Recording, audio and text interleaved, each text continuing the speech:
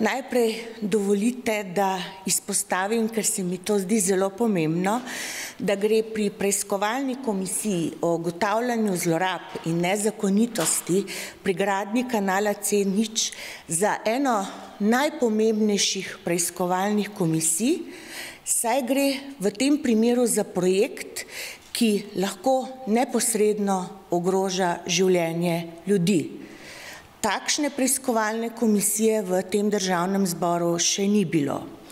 Namreč govorimo o čisti pitni vodi, ne samo za 300 tisoč ljudi, kar radi rečemo, ampak za mnogo več, saj v Ljubljano prihajajo tako imenovani delovni migranti, dnevni migranti, se pravi zaposleni v okviru mesta Ljubljana, številni študentje in dijaki. Veliko je tudi bolnišnic, kjer se zdravijo tudi ljudje, ki že tako potrebujejo pomoč, in predstavljajte si, da v Ljubljani naenkrat onesnažimo čisto pitno vodo, ki ni več primerna za uporabo. Zato v tej preiskovalni komisiji ne sme biti prostora za nobeno politikantstvo in še najmanj za kakšno merjenje moči, kar se tiče političnega parketa v odnosu med opozicijo in koalicijo. Naj vam povem, da sem vesela, da nam gre dobro, kajti do sedaj smo imeli 5 nujnih sej preiskovalne komisije in vse sklepe smo sprejeli soglasno. Ob vsem navedenem ste pa seveda pomembni tudi vi, predstavniki medijev, kajti brez vas tudi glas in ugotovitve preiskovalne komisije ne bodo prišli do tistih, ki o tem morajo vedeti. Se pravi do državljank in državljanov in vsi tistim, ki živijo v Sloveniji. Zato vas danes želim seznaniti, da smo na 5. nujni seji preiskovalne komisije na podlagi pridobljenih številnih gradiv in dokumentov v okviru pripravljalnih preiskovalnih dejanj prešli na tako imenovani drugi del, sprejeli dokazni sklep in seznam prvih prič in sedaj sledi izvedba oziroma izvajanje dokazov. Naj poudarim, da smo glavnino dokumentacije v preiskovalni komisiji pridobili, da pri tem nismo imeli več težav, moram pa povedati, da pri tem res obsežnem delu, ko gledamo dokumentacijo, pregledujemo različna gradiva, marsikdaj ugotovimo tudi kaj potrebno novega in na ta način bomo tudi delovali, da bomo po potrebi dokumentacijo še pridobivali. Je pa morda delo te preiskovalne komisije nekoliko drugačno, kot ste bili vajeni v preteklosti. Namreč zaradi velike obsežnosti same preiskave in tudi glede na segmente preiskave bo delo potekalo po sklopih. To pa pomeni, da bomo v prvem sklopu, in s tem smo tudi s tem dokaznim sklepom tudi začeli, se osredotočili na presojo vplivov na okolje in vse, kar je v zvezi s tem tudi povezano. Kot rečeno, je temu sledil tudi nabor prič.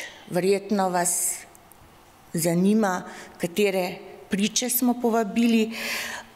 Morda izpostavljam tiste, bom rekla, morda za medije najodmevnejše, ni pa nujno, da bojo v samem postopku najpomembnejše. Povabili bomo predsednico države Republike Slovenije, Natašo Pirc Musar, povabili bomo varuha človekovih pravic, gospoda Petra Svetino in številne nekdanje ministre, ter seveda vse druge, ki so kakorkoli, bom rekla, vplivali oziroma sodelovali ali podali svoja mnenja glede presoje vplivov na okolje. Skratka, pred preiskovalno komisijo glede kanala C0 je res zahtevno delo. Zavedam se, da bo težko, vendar bom v skladu z svojimi pristojnostmi, v skladu z pooblastili, ki jih imam, in z vso vnemo, ki jo imam, poskušala narediti vse, da pridemo do končnih ugotovitev v dobro ljudi, v dobro vseh vas, ki danes potrebujete vodo in tudi naših zanamcev.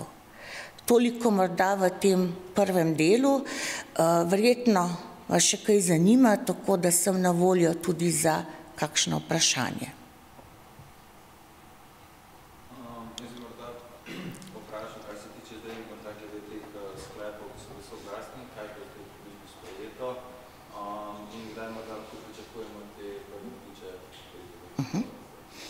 Najprej hvala lepa za vaše vprašanje in dokazano zanimanje za delo preiskovalne komisije.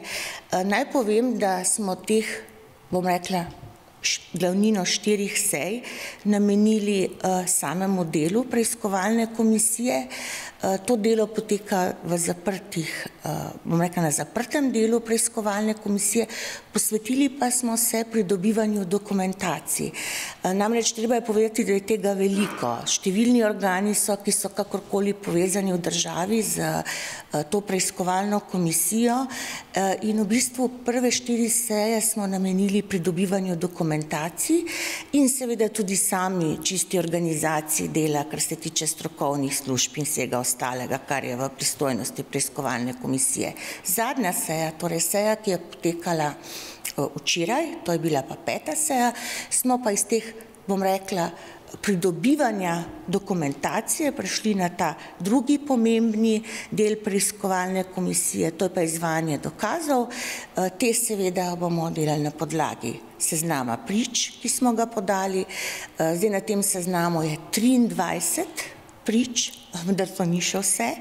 In še enkrat poudarjam, gre samo za segment okoli presoje vplivov na okolje.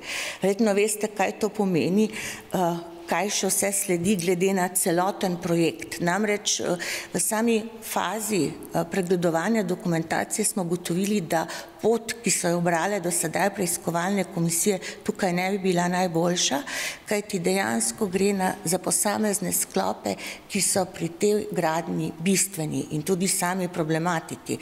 In zato jo želimo tudi bolj podrobno pregledati, predelati in seveda na ta način tudi pripravljati poročila. Zdaj, mislim, da ste me še vprašali tako zaslišanja, časovno. Poglejte, sedaj je pač postopek pri preiskovalnih komisijah glede vabil morda nekoliko dolg, ampak tako je v skladu z zakonodajo. Mi bomo sedaj pridobili vse potrebne naslove in potem sledi vročanje vabil. Tudi to ima svoj čas, žal. In mislim, da bomo prve priče lahko zaslišali v sredini januarja.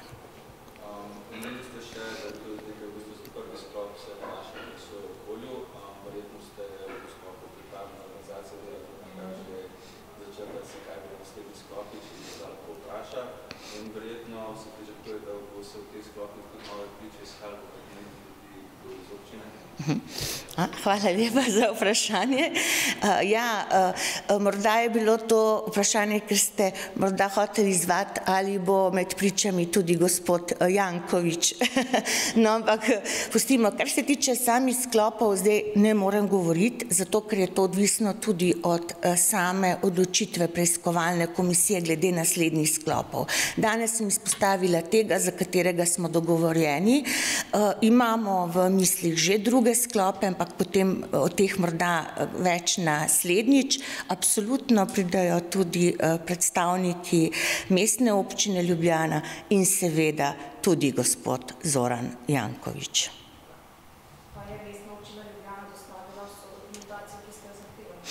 Hvala lepa za to vprašanje. Verjetno veste, da je bil en manjši zaplet pri pridobivanju dokumentacije. Glejte, moram biti tukaj korektna in še enkrat, tudi takrat sem to povedala, da je že v tisti fazi Mestna občina Ljubljana korektno sodelovala, predala dokumentacijo. Bil pa je en trenutek, ko se nam je zdelo, da gre za nekoliko izmikanja, saj glede na razloge, ki so jih navedli, da v nekaj dnevih ne morejo skopirati nekaj 100 dokumentov.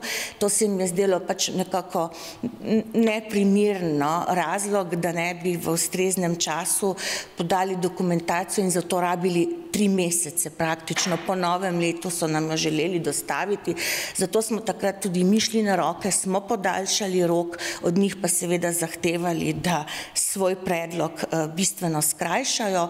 Pri tem nismo imeli težav potem, tako da zdaj to pač vse pričakujemo. Bi pa rada pač poudarila, da sem izredno vesela tudi kooperativnega dela, ker je zahtevno delo služb Državnega zbora. Namreč, veste, te dokumentacije dobesedno prihajajo v pokih, v škatlah in službe, tudi kar se tiče varnostnega dela dokumentacije, se pravi stopnje varnosti, so izredno opravile veliko delo z vsemi temi pregledi in zato izmikanja pri predaji dokumentacije posameznega organa pri meni ne pridejo v upoštev, kajti vem, kaj so službe tukaj bile zmožne narediti v zelo kratkem času. Izredno veliko delo so opravile in zato ti organi, ki samo posamezne sklope pripravljajo, res ne bi smeli imeti težav.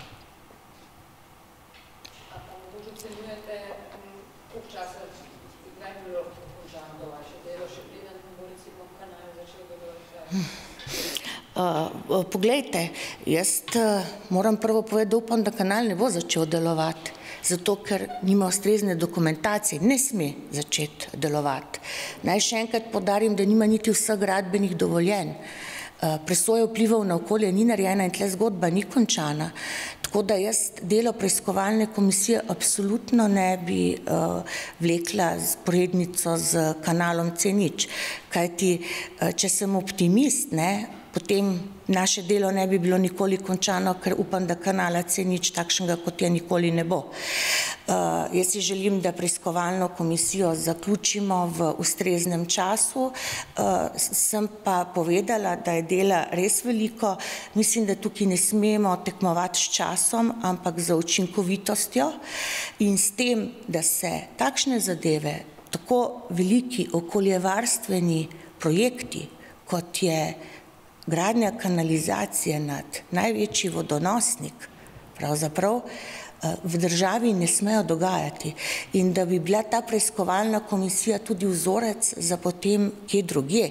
Namreč Slovenija dejansko leži na velikem območju, bom rekla, vodnih, podzemnih voda, ampak to nikoli ne sme biti razlog, da gremo tako daleč, da našo pitno vodo, se pravi v glavnem mestu, ki jo marsikatera glavna mesta dobesedno morajo že stekleničiti za uporabo, ogrožamo.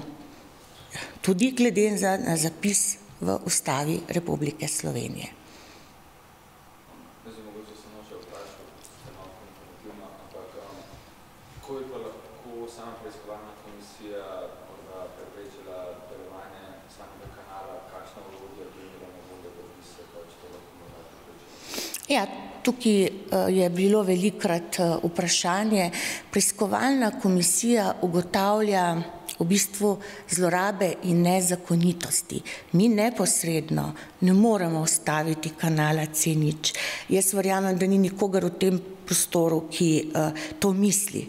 Za nas je pomembno, da ugotovimo, kaj se je tukaj dogajalo oziroma kaj se dogaja. Gradiva so zanimiva, več ta trenutek ne moram povedati, govorijo in pričajo marsikaj. Imamo pa v državi ljudi, ki bi danes to gradnjo ne samo lahko, ampak morali ustaviti. Dokler zadeve nimajo zakonske podlage v celoti, se pravi, tukaj vendarle govorimo o pomembnem delu presoje vplivov na okolje, tukaj imamo še vedno gradbena dovoljenja, ki jih občina nima. Tukaj imamo tudi težave, kar se tiče že izdanih gradbenih dovoljenj. Tukaj imamo prebivalce, ki so lastniki zemljišč in je to njihova ustavna pravica in še enkrat ne borijo se zaradi zemljišč, ampak se borijo zaradi tega, ker želijo javnosti povedati, da vendarle gre za čisto pitno vodo. Poglejte, v tisti okolici se je pred časom podiral čebeljak, ker naj ne bi bil ustrezen. Gradi se pa kanalizacija s tonami betona na potresnem in popoplavnem območju. In ravno sedaj smo v fazi zakona, kjer sprejemamo ukrepe zaradi, bom rekla, poplav in vsega ostalega in govorimo o tem, kako moramo paziti, kje v prihodnje gradimo, hkrati pa dovoljujemo, da se gradi ekološka bomba na popoplavnem območju. Jaz se vam res iskreno zahvaljujem. Če se ne vidimo, vam želim prijetne praznike, obilo dobrega v prihodnjem letu in pijte vodo. Morda naslednje leto jo bomo morali že stekleničeno. Hvala lepa.